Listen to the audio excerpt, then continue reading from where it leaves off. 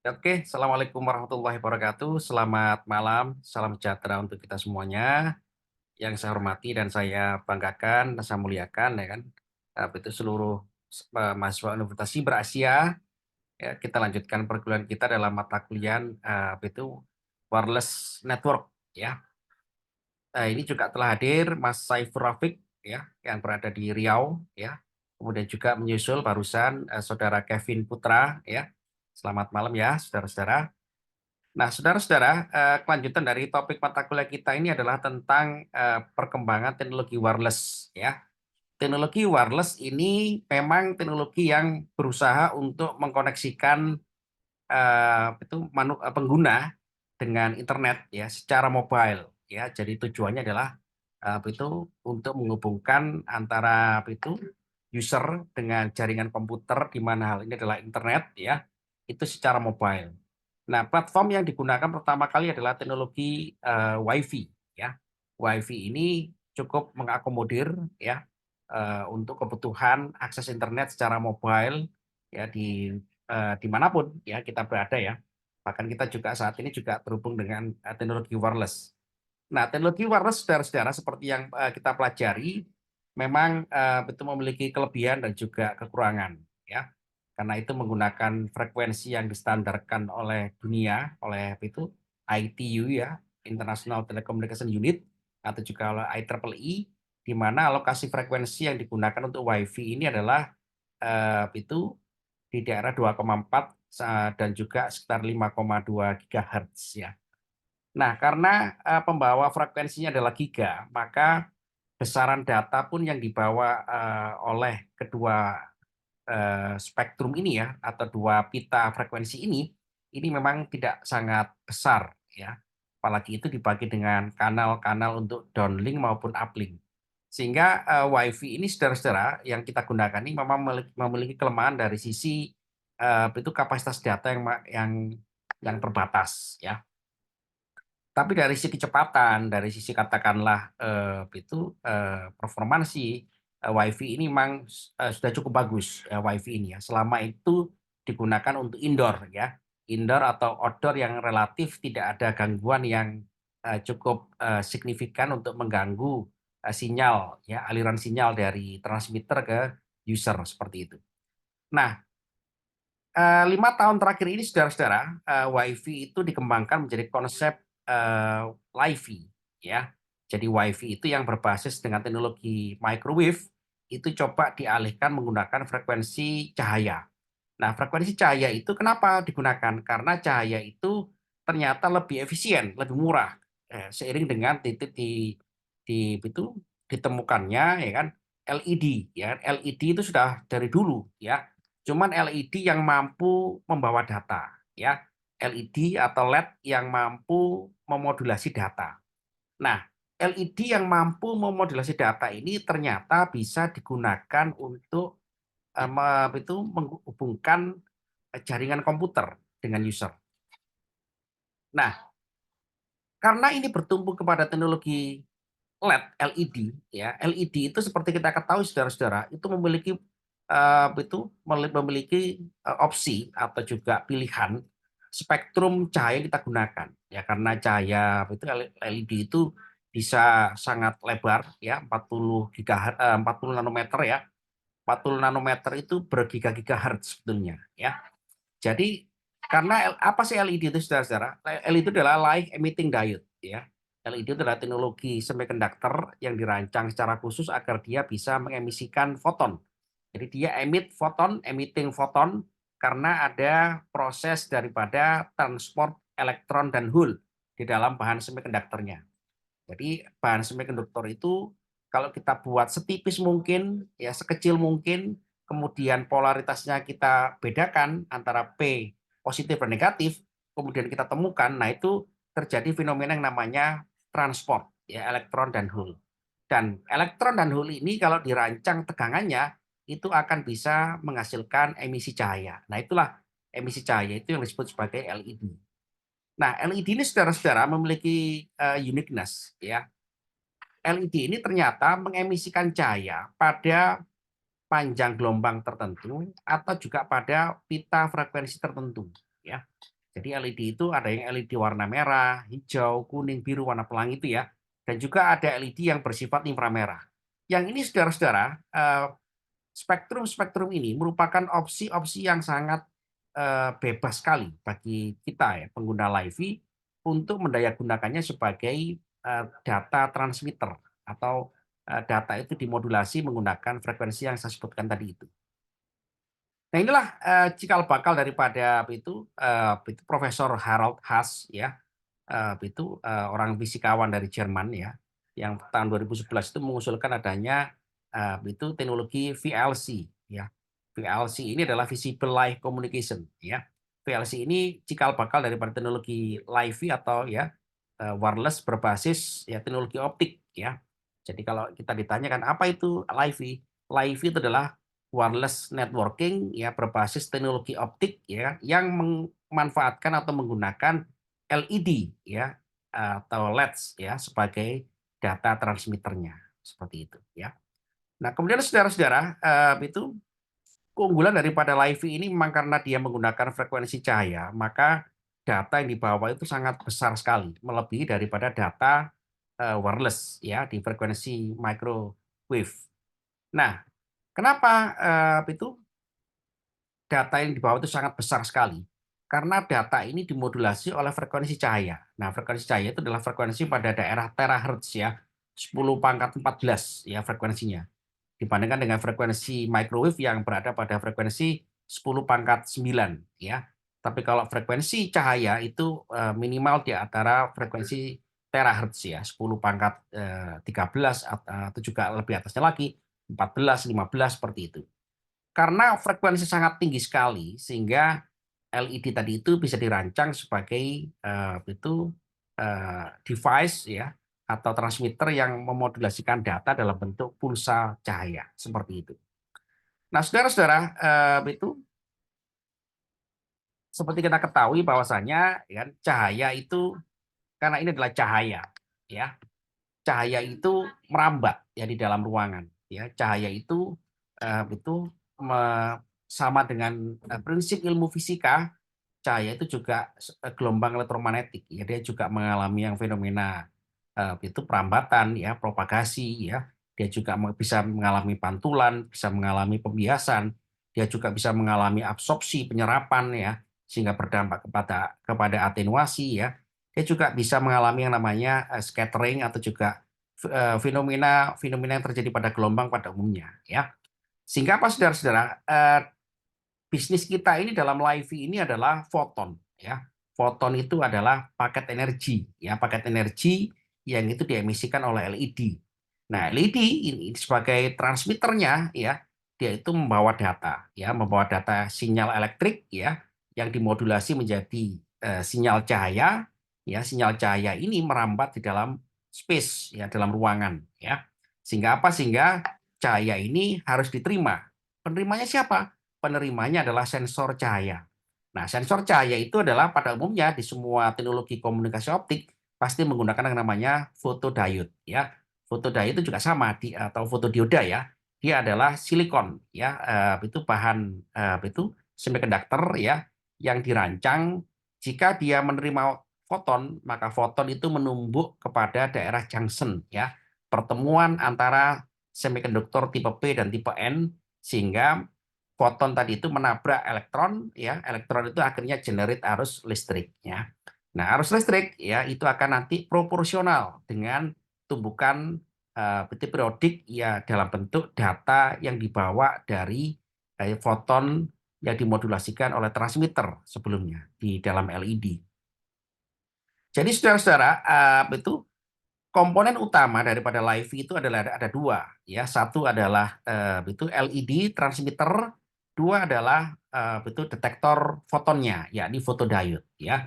Nah, fotodiode ini bentuknya di pasaran macam-macam, ya. Kalau Anda saat ini menggunakan teknologi fiber optik, ya, pasti di situ ada, ya, yang namanya fotodiode, ya. Atau juga saat ini kalau Anda pegang remote televisi, ya, di situ juga ada LED dan juga ada fotodiode. Ya, hanya bedanya adalah fotodiode yang kita gunakan sehari-hari itu dirancang untuk kecepatan data yang rendah, ya, tidak terlalu tidak terlalu kompleks ya. Berbeda dengan photodiode yang dirancang untuk optical communication ya di fiber optik, di LiFi atau di VLC ya. Itu photodiode adalah photodiode yang memang memiliki teknologi tersendiri ya, seperti teknologi itu APD ya, APD ya, avalanche photodiode seperti itu. Nah, saudara-saudara, fotodiode ini prasyaratnya apa, Pak Ucu, agar dia bisa menerima cahaya? Prasyaratnya adalah dia menerima cahaya pada rentang spektrum tertentu, ya, spektrum visible ataukah spektrum inframerah seperti itu, ya. Nah, saudara-saudara, itu eh, sebagaimana kita ketahui bahwasanya itu LED itu adalah cahaya yang dibangkitkan oleh teknologi semiconductor ya. Sehingga LED itu macam-macam bentuknya ya. Ada LED visible ya, cahaya warna pelangi gitu ya. Ada LED yang memang daerah inframerah yang tidak kelihatan ya. Inframerah itu tidak kelihatan dengan daerah itu 800 nanometer 800 nanometer ya sampai daerah mendekati itu far infrared ya. Far infrared itu adalah gelombang itu optik yang sangat jauh sekali atau mendekati gelombang radio ya seperti itu. Sehingga apa saudara-saudara? Sehingga LiFi ini memiliki banyak opsi di dalam hal spektrum itu gelombang elektromagnetik cahaya yang mau kita gunakan ya. Tapi pada umumnya hingga saat ini ya orang-orang itu menggunakan itu teknologi itu LiFi ya. Itu ada dua ya, ada teknologi LED yang kelihatan ya, visible, ada yang invisible ya atau menggunakan teknologi infrared ya, itu yang tidak kelihatan. Itu juga cahaya, cuman cahaya yang dipancarkan oleh LED adalah cahaya inframerah ya, tidak kelihatan ya. Dia kelihatan dengan betul teknik tertentu seperti itu. Nah, saudara-saudara, itu basic konsepnya adalah sama dengan WiFi ya. Bedanya adalah data itu dimodulasi oleh transmitter melalui yang namanya LED ya. LED inilah yang berfungsi sebagai modulator data ya. Nah, teknik modulasi data ini ke dalam LED dipancarkan menjadi cahaya atau foton ya yang membawa sinyal dari jaringan komputer itu macam-macam bentuknya ya. Ada direct modulation, ada indirect modulation ya. Ada modulasi langsung, ada modulasi tidak langsung ya. Nah, teknologinya juga atau tekniknya juga berbeda antara itu direct maupun indirect seperti itu ya. Tujuannya adalah sama agar menghasilkan performansi sinyal yang dipancarkan dengan bagus ya menuju kepada receiver atau user di sebelah kanan ini seperti itu. Nah, saudara-saudara, inilah salah satu contoh gitu kan penggambaran bagaimana LED ya ini adalah LED yang itu visible ya. LED visible itu ya betul dimodulasi secara direct ya menggunakan apa itu cahaya LED ya. Cahaya LED makanya dia memancarkan data ya. Memancarkan data kemudian dia diterima oleh user di mana dalam user itu ada yang namanya sensornya berupa fotodiode maka dia akan dikonversi menjadi sinyal elektrik ya. Jadi itu fotodiode itu mengkonversi cahaya menjadi sinyal elektrik ya sehingga kembali lagi menjadi sinyal elektrik menuju kepada jaringan ya itu yang dalam ini adalah pengguna seperti itu. Nah, saudara-saudara dari sisi itu kecepatan ya memang karena ini cahaya ya maka sebetulnya lebih tinggi kecepatannya ini daripada wireless ya. Kecepatan lebih tinggi, cuman ada syaratnya. Syaratnya adalah karena ini cahaya, maka sebisa mungkin, seideal mungkin adalah terpenuhi persyaratan LOS. Apa itu LOS? Adalah line of sight ya. Line of sight itu adalah pandangan yang tidak terganggu ya. Selurus mungkin. Lurus antara apa dan apa? Lurus antara sensor fotodiode di penerima atau di user dengan transmitter ya. Jadi dia harus selurus mungkin, tidak boleh ada obstruction atau gangguan ya. Dan juga seidealnya ada jarak yang memang itu cukup ya, cukup jangkauan daripada kekuatan sinyal cahaya LED yang menuju kepada user ya. Jadi kalau misalkan cahaya itu kan pasti ada jangkauannya ya atau iluminasinya ya, iluminasinya. Iluminasi cahaya itu pasti ada batasnya. Kenapa demikian? Karena cahaya itu memang divergen ya. Cahaya yang dihasilkan oleh LED itu cenderung divergen ya, menyebar ke segala arah ya. Nah, kalau dia menyebar semakin jauh, ya itu maka kekuatan daripada sinyal cahaya itu semakin turun. Nah, itu juga sama dengan gelombang radio, hanya bedanya kalau di dalam cahaya itu lebih signifikan drop kalau jaraknya semakin jauh dari sumber, ya seperti itu. Jadi dikenal yang namanya konsep Lambertian, ya. Jadi itu intensitas cahaya itu akan menurun secara eksponensial seiring dengan jaraknya semakin menjauhi dari sumber, seperti itu. Nah, inilah saudara-saudara, itu prinsip utama cara kerja daripada LiFi ya. Jadi LiFi itu dari sisi kecepatan ya, itu bisa lebih tinggi daripada WiFi ya. Kemudian juga dari sisi keamanan juga lebih tinggi karena dia tidak menghindari prinsip interferensi ya. Dia tidak bisa disadap ya. Kemudian juga keunggulan-keunggulan yang lain ya kan itu adalah itu dia lebih cepat ya. Dari sisi itu dari sisi energi efisiensi pun juga sangat tinggi ya. Kenapa lebih tinggi ya? Karena itu LED itu eh, lebih efisien ya. Dia juga ada dua fungsi ya. Digunakan sebagai lighting penerangan ya untuk ruangan atau juga jalan, tapi juga dia juga membawa data ya. Berbeda dengan WiFi. Kalau WiFi kan dia tidak punya fungsi lighting ya. Jadi kalau misalkan kita mendesain smart city ya, maka lampu-lampu di jalan itu bisa kita manfaatkan sebagai pembawa data ya, pembawa data jaringan internet seperti itu ya. Nah, ini saudara-saudara yang memang dirancang oleh itu desainer-desainer smart city agar ke depan itu koneksi internet itu tidak hanya tergantung kepada WiFi, tapi juga tergantung dengan LiFi, di mana LiFi ini sumber listriknya itu bisa disupport dengan yang namanya teknologi itu sel surya seperti itu ya, atau cahaya matahari seperti itu. Nah, kemudian saudara-saudara itu ada juga kelemahannya ya. Jadi kelemahannya itu LiFi ini adalah ya dia harus memenuhi yang namanya line of sight ya, jadi LOS ya. Selurus mungkin itu sensor cahaya di penerima itu terkoneksi lurus ya dengan yang namanya sumber ya. Boleh miring Pak ya, boleh miring asalkan adalah intensitas cahaya itu masih bisa diterima oleh user. Dalam ini adalah fotodiode-nya pada user seperti itu ya. Kemudian tidak boleh ada yang namanya objek-objek yang eh, bersifat menghalangi ya pancaran cahaya dari LED kepada fotodiode ya. Jadi kalau misalkan ada halangan itu maka tidak bisa. Ya berbeda dengan WiFi, kalau WiFi itu masih bisa. Dia terhalang besi ya, kalau besinya tipis masih bisa ya. Kalau terhalang besi tipis pun ya kan kalau WiFi nggak bisa ya. Kalau terhalang kaca ya terhalang kaca nggak apa-apa ya. Jadi penghalangnya adalah benda-benda yang non transparan ya, itu yang menjadi penghalang bagi WiFi ya. Selama benda-benda itu transparan maka masih bisa ditembus oleh cahaya, maka koneksi data masih bisa dipastikan seperti itu ya.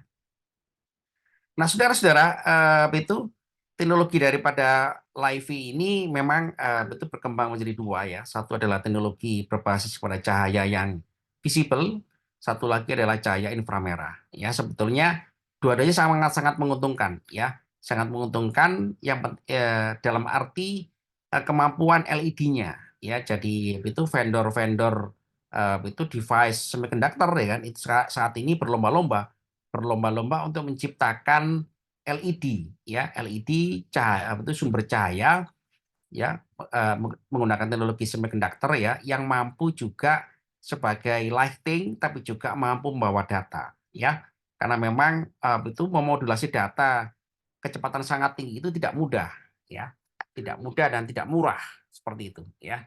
Jadi berbeda dengan LED yang kita gunakan untuk lighting, dan LED yang kita gunakan untuk lighting itu karena dia tidak ada beban untuk modulasi data, dia sehingga aman-aman saja, ya.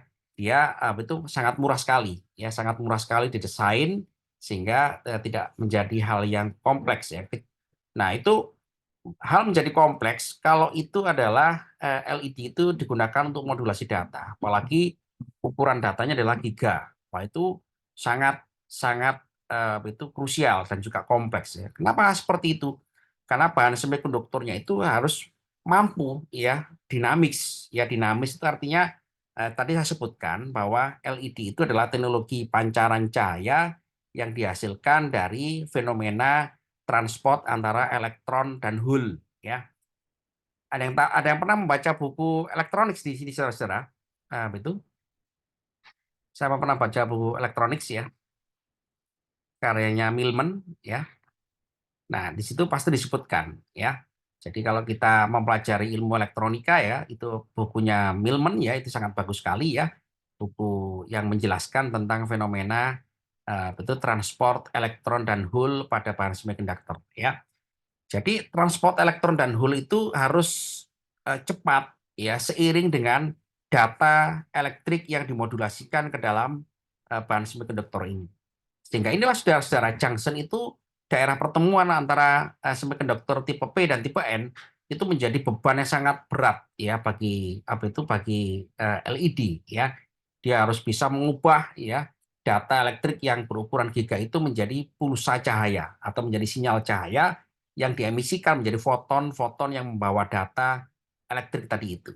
Sehingga apalagi itu data digital ya, supaya data itu juga tidak mengalami loss ya, tidak mengalami error ya, tidak mengalami yang namanya itu katakanlah kesalahan ya. Sehingga apa? Sehingga itu vendor-vendor pabrikan LED ini yang terkenal ya seperti Ocean Optics ya, kemudian juga teknologi itu di itu Amerika sana ya, di Silicon Valley ya, itu berlomba-lomba kan menghasilkan LED yang canggih ya. Jadi LED yang kecil itu ya ternyata ya kan tidak mudah untuk mendesain sebagai pembawa data seperti itu. Nah, ke depan saudara-saudara, live ini pasti akan semakin realistik untuk diterapkan ya, menjadi murah ya. Hanya saja ini belum ditemukan ya teknologi itu teknologi LED yang mampu membawa data sangat tinggi misalkan 100 gigabit per second. Nah, itu memang belum ya. Kalau begitu selama ini bagaimana caranya Pak Ucu? Selama ini hanya menggunakan laser. Ya, laser itu cahaya laser ini ya itu memang didesain ya kan mampu membawa data kan hingga sampai 10 gigabit per second ya. 10 gigabit per second itu dari satu laser ya. Jadi kalau kita bicara laser, saudara-saudara itu juga sama, teknologinya bersama dengan LED, hanya bedanya adalah dia berbeda, ya berbeda daerah junctionnya atau yang disebutkan tadi itu, ya dirancang lebih spesifik lagi karena dia menghasilkan cahaya laser, ya light amplification by stimulated energy radiation, sehingga daerah junction atau pertemuan antara tipe P dan tipe N itu dirancang berbeda dengan LED. Kalau LED ya kan masih menghasilkan spektrum yang sangat lebar sekali ya, sekitar 40 nanometer. Jadi kalau Anda punya LED warna merah, ya warna merah itu sekitar 650 nanometer, ya. 650 nanometer ini sebagai puncak frekuensi, kan itu bergeser ke kiri, ya kira-kira itu 20 nanometer ya, bergeser ke kanan 20 nanometer, ya sehingga totalnya adalah spektrum 40 nanometer, ya kurang lebih seperti itu. Nah, saudara-saudara, ke depan ini memang itu tantangan daripada itu live ini sangat sangat terbuka lebar ya kan. Bahkan juga saat ini saya juga terlibat penelitian dengan mahasiswa saya ya kan untuk meningkatkan performansi live ya. Jadi live ini sangat potensial untuk kita eksplorasi, untuk kita terapkan, nah agar menjadi kandidat ya. Itu platform ya penghubung jaringan atau ekspansi jaringan ya dari jaringan fisik menjadi jaringan yang berbasis cahaya ya. Oke, saudara-saudara, demikian ya diskusi kita ya. Ada pertanyaan? Silakan saudara-saudara. Halo. Izin bertanya, Pak. Ya, silakan. Ya, namanya siapa? Eh, Pak, Kevin, Pak. Izin bertanya, Pak. Ya, silakan. Adakah contoh implementasi dari penggunaan live ini, Pak? Gimana? Adakah contoh Contohnya gimana? implementasi dari penggunaan live ini, Pak? Ya, yang di video kemarin itu yang saya unggah itu kan di Unsia itu, di laboratorium Unsia. Seperti mungkin. ada yang bisa digunakan. Oke. Contoh LED yang bisa digunakan ya, maksud Anda? Halo? Iya, Pak. Oh, contoh LED yang bisa digunakan ini untuk sebagai transmitter itu LiVi ya atau juga VLC ini memang betul tidak mudah. Kenapa kalau kita menggunakan yang biasa itu berbahaya? Karena memang bukan berbahaya ya, apa itu datanya nggak mampu, nggak kuat ya. Jadi LED yang Anda miliki ya untuk motor, untuk rumah, ya kan? Karena dia tidak didesain sebagai betul modulator data ya, atau juga data transmitter, maka itu bisa membawa data, tapi nggak besar, ya, nggak besar. Jadi kalau misalkan Anda cuma kepingin menghubungkan apa itu kecepatan bandwidth-nya sekitar 64 kbps mungkin bisa, ya. Tapi kalau sampai mega itu nggak bisa, ya. Jadi kalau LED-LED biasa itu bisa digunakan sebagai transmitter data, ya, cahaya, tapi kecepatannya bandwidth-nya terbatas, seperti itu. Kenapa demikian? Ya karena betul bahan itu semiconductor-nya tidak dirancang dia sebagai bentuk modulator data seperti itu. Jadi silakan dicoba kalau Anda mau nyoba ya. Tadi itu hanya kecepatannya aja yang akan berkurang seperti itu. Bagus Kevin pertanyaannya. Oh ya, baik, Pak. Terima kasih ya, Pak. Ya. Jadi kalau Anda mau eksperimen ya, apa itu Anda bisa apa itu nyopot WiFi ya. WiFi yang bagian TX itu dimodulasikan dengan LED ya. LED yang itu yang cukup bagus lah ya. Nanti akan ketahuan ya, ketahuan pola datanya. Tapi kita juga bisa mengukurnya ya supaya ketahuan datanya itu tidak mengalami kerusakan ya. Maka kita memerlukan alat-alat ukur bantuan ya. Kita menggunakan spectrum analyzer, kita menggunakan data generator ya. Intinya kan kita mau transmit data digital ya, perfect square ya, data digital itu. Nah, data digital ini tidak boleh rusak ya ketika diterima oleh bentuk fotodiode. Nah, supaya nggak rusak, maka kita harus pastikan dengan cara ngukur ya. Ngukurnya pakai apa? Macam-macam ya. Ada spectrum analyzer, ada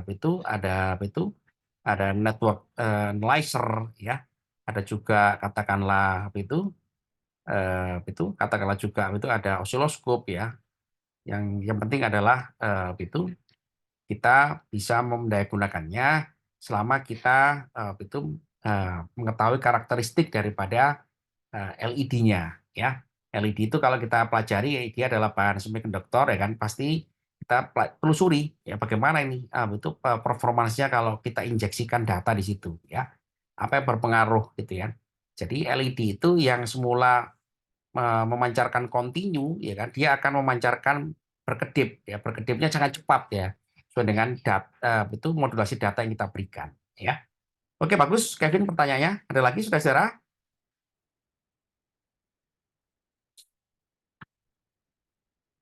Halo, halo, cek. Iya, Ya, oke. Pak. Ya, ya oke saudara-saudara ya. Itu karena ini malam minggu ya, supaya Anda tidak terganggu waktunya dengan keluarga ya. Kita sebentar aja ya, apa itu ininya ya, itu tetap muka kita ya dengan Vicon ini ya. Oke, terima kasih atas waktu Anda. Ya, silakan Anda melanjutkan aktivitas Anda ya. Nanti video ini akan saya unggah di LMS ya. Oke, selamat berakhir pekan ya. Selamat insya Allah kita ketemu lagi ya minggu depan. Selamat malam, salam sejahtera. Assalamualaikum warahmatullahi wabarakatuh. Waalaikumsalam warahmatullahi wabarakatuh.